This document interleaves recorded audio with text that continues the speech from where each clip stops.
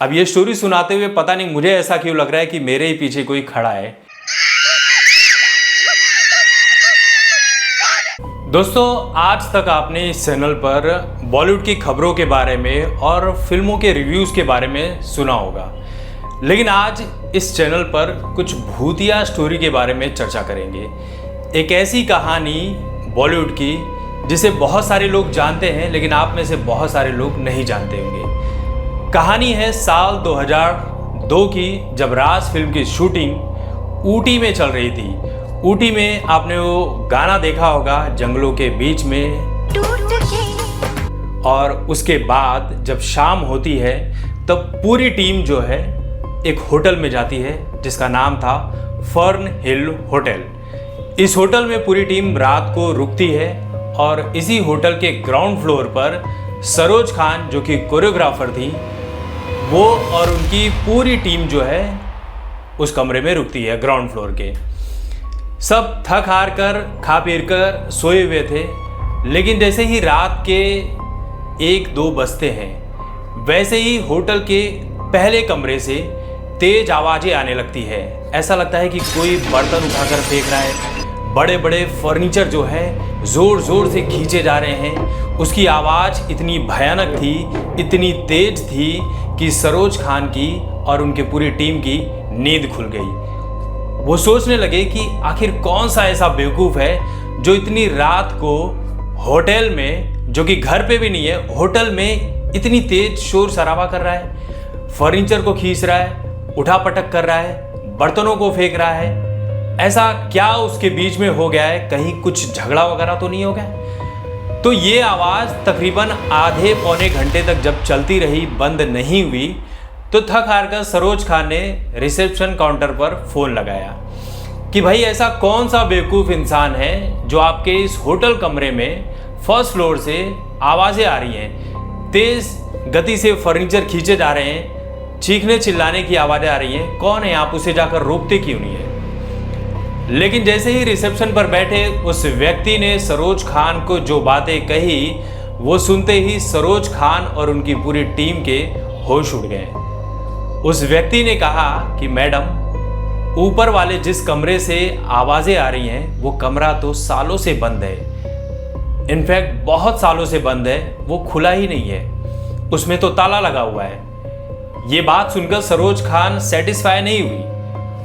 उनकी टीम से कुछ लोग हिम्मत करके टॉर्च वगैरह लेकर जाते हैं फर्स्ट फ्लोर पर और चेक करते हैं और पाते हैं कि उस पूरे फर्स्ट फ्लोर पर तो सारे कमरे में ताले लगे हुए। खासकर एक कमरा ऐसा था जिसके ऊपर कोई नेम प्लेट भी नहीं थी और उसी कमरे से ज़ोर ज़ोर से आवाज़ें आ रही थी। ये देखकर बड़े ही तेज़ी से वो लोग सीढ़ियों से उतरकर वापस सरोज खान के पास आ जाते हैं।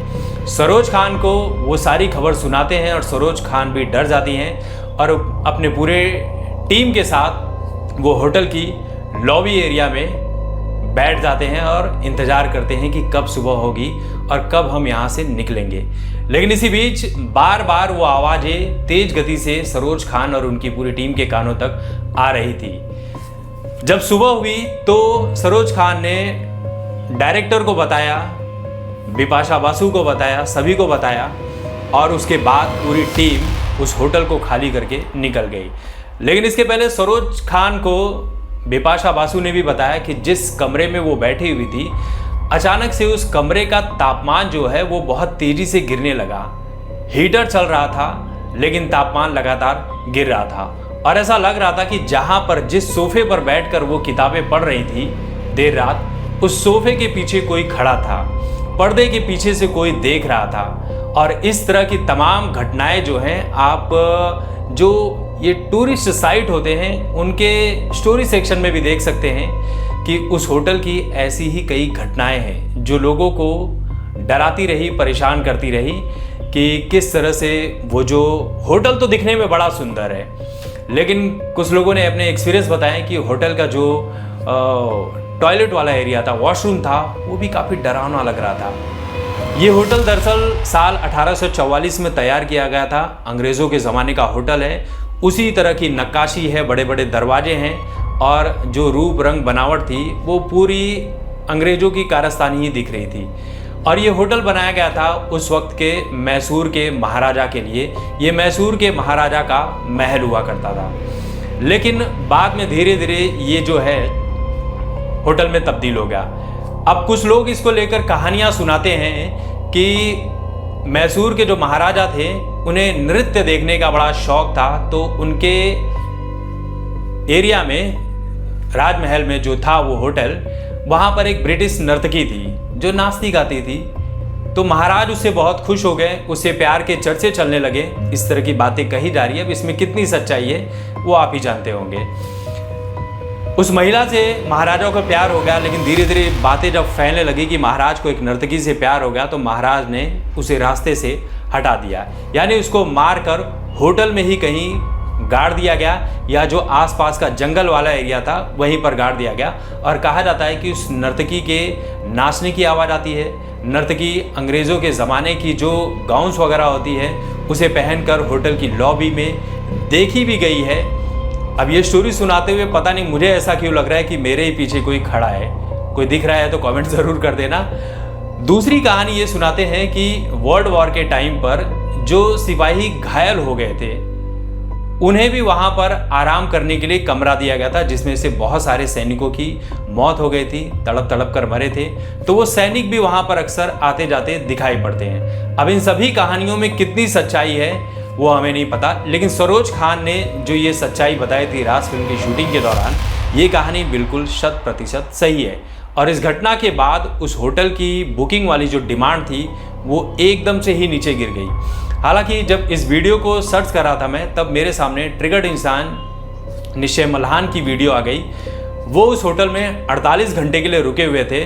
उन्होंने भूतों को पकड़ने वाला जो यंत्र होता है, कुछ मीटर्स वगैरह होते हैं, वो दिखाया कि कुछ कमरे के बाहर जब वो गए तो अचानक से वो लाइट जो थी ग्रीन वाली वो 5 रेटिंग तक पहुंच गई। और जो कमरा जिससे ज़्यादा आवाज़ें आती हैं, कमरा नंबर 105, उसके बाहर जाते ही वो मीटर एकदम से ही ग्रीन हो गया।